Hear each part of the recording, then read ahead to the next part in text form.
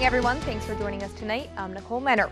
In the midst of all the Anthony Davis drama, the Pelicans actually still have basketball to play. They pushed aside the distraction with a win over the Rockets Tuesday night, but would falter as the Nuggets rolled through town on Wednesday. Now, we heard Alvin Gentry say that AD is still a part of the team just the other day, but in a very blatant move, the Pels removed Davis from the team's intro video, which you can see right there, and replaced him with Jrue Holiday on the Pelicans' Twitter banner photo.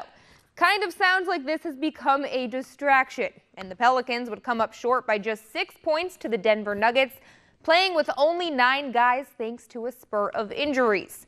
Now, with all this Anthony Davis news, a lot of questions about Gayle Benson have been raised and whether or not she's as dedicated to the Pelicans as she is to the Saints. And Coach Gentry took some time to address that after last night's loss.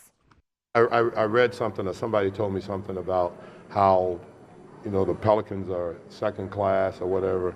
That's the furthest thing from the truth. So to say that, I think is really disrespectful for Mr. and Mrs. Benson since they bought this team. They've been nothing but supportive. So, to me, anybody that questioned her dedication to the Pelicans as opposed to the Saints, and we all love the Saints. And I can tell you right now, that is the farthest from the truth there is. There is nothing that we ask for or we want or anything that they won't give us and Mrs. B won't give us to try to help us win games. And a deal that went down today in the NBA. The New York Knicks have agreed to send All-Star forward Kristaps Porzingis to the Dallas Mavericks. The trade also includes the Knicks sending Courtney Lee and Tim Hardaway to the Mavs in return for Wes Matthews, Dennis Smith, DeAndre Jordan, and potential draft picks. Porzingis was averaging a career-best 22.7 points per game last year before going down with a left knee injury. He's been sidelined for nearly a year with an ACL tear, but may be close to returning to the court. And in some free agency news, the San Diego Padres are expected to meet with free agent outfielder Bryce Harper this week in Las Vegas. Ken Rosenthal of The Athletic noted that Harper and his agent have met with multiple teams in recent days, but there's still no sign that a deal is close. The news of meeting with Harper comes on the heels of last week's report that the Padres are also pursuing Manny Machado.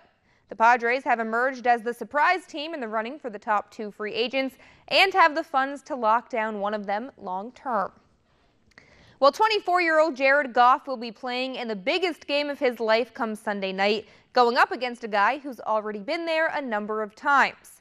Goff has already accomplished a huge feat, taking down future Hall of Famer Drew Brees, and now he has the chance to do it again against Tom Brady. But comparing their experience level isn't something he plans on letting impact the game.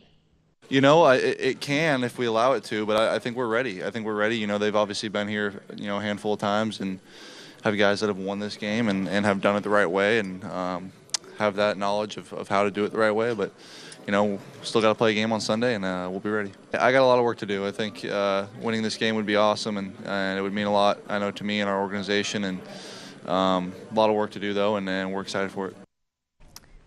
Pretty exciting for Jared Goff playing in his first Super Bowl at age 24 and probably very intimidating going up against Tom Brady, but he did it against Drew Brees, so he may just do it again on Sunday. That is correct. What's so funny, Mark? I agree with you. That is correct.